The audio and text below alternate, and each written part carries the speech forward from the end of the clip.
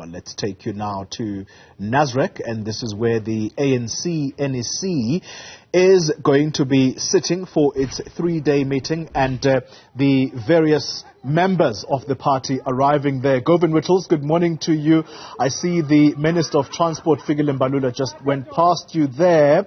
What's the sentiment going into this meeting? You've already had a conversation with Tony Yengeni. He's somehow built a reputation recently of not holding back on his views. Yeah, not holding back in an interview with Newzroom Afrika, not holding back on social media either. He's known as a proponent of the RET faction. He spoke to us a little earlier, saying that he does anticipate a heated debate around the Integrity Commission's report on Phala Phala, but also says he believes there's still room for the branches of the ANC to contest the step-aside decision, reverse it, and allow those who've been implicated to contest at the conference. Also spoke to Olisa Dukwana earlier. He says he spoke to Ace Makashule, who says he's insisting he will try to contest. Dukwana says he tried to advise him not to do so, to subject himself to the processes of the ANC. But there have been a number of people, as you rightly said just a few moments ago. Fikile Mbalula, aspirant Secretary General of the ANC, arriving here. He's been nominated by a number of leagues.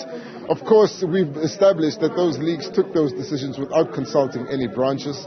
And what we now have established as well is that this meeting will likely look at some of the nominations and how they've come in. Remember, the deadline for that finished on the 7th of November. The Free State has until the 13th. But yesterday, they started opening the envelopes to count the number of nominations that each candidate received, and they'll put to the test whether they've met the threshold. This NEC, the first in person since the lockdown ended, but certainly will deal with a number of controversial reports as well as preparations towards conference.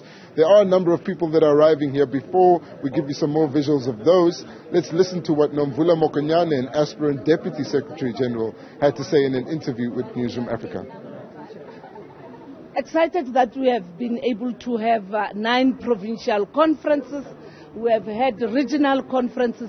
Of course, there are serious policy issues that are important. We can't select the issue of Phala Phala. We can't select the issue of step aside outside of the broader policy-related matters.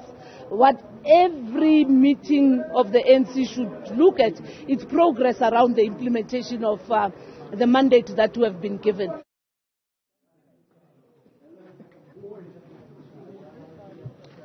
That's Nomvula Mokonyane speaking to Newzroom Afrika. On the sidelines of this NEC meeting, some people still arriving. It was due to start at 10. It's obviously delayed. And we hope to speak to the acting Secretary General, Paul Mashatile, who's been nominated for the Deputy President's position by a number of branches across the country. Does look like the favorite to take that position. About the state of the organization, how many branches eventually held their BGMs. Last time we spoke to him, he said 3,000 held their BGMs. They had 900 to go. He expected all 900 of them to finish. They think about 3,900 branches will be represented at this conference. They're expecting up to 6,000 people.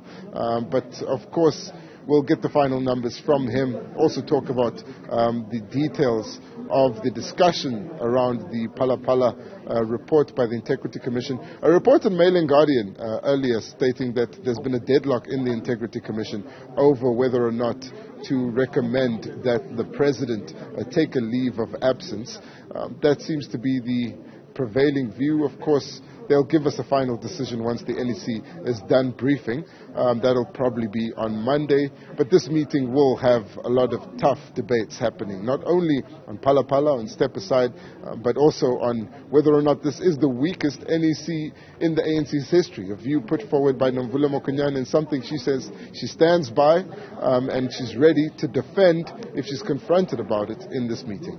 Yeah, Govan Whittles, very, very interesting views indeed. And I wonder what that sentiment from Nomvula Mokonyane could mean for this meeting, particularly on the step-aside issue, Govan, because I suspect we are going to pick up on this on Monday, this very report of the Integrity Commission, and whether or not the President should take leave of absence, if indeed the reporting by Mail and Guardian is anything to go by, that their decision may be that they recommend the president steps aside. It's a very crucial decision to make just weeks before the conference starts, Govan. It is indeed, and what's been interesting is the expectation from the NEC members that they'll get the details of what the president said to the Integrity Commission. That's one expectation that's been raised. And whether or not the NEC should accept the Integrity Commission's report and its recommendations is by its discretion.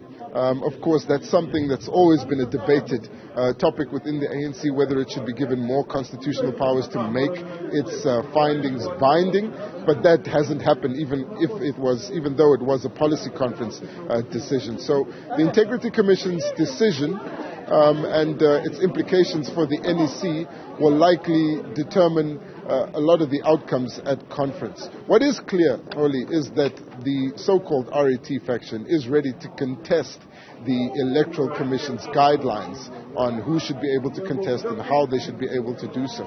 And it looks like they're going into this meeting a lot stronger, or a lot more confident, not necessarily stronger, on their views and ready to raise them sharply in response to also saying that she's ready for the pushback on saying this is the weakest ANC NEC in history. Namvula Mokonyane is saying that she would appreciate if people could speak frankly in this meeting, and she likes the fact that it's being held in person, so it gives them an opportunity to do just that. Looks like they're getting ready to allow us to have a short photo opportunity of the room inside. This will, of course, give us a better chance to get a closer look at some of the faces and the mood, although it doesn't necessarily represent what's going to happen in the meeting. But we'll get into that and have a look. They hope to speak to some more people in the meeting. Also get a sense of the mood of the president as he gets ready to preside over this meeting with the national chairperson, Gwede Mantashe.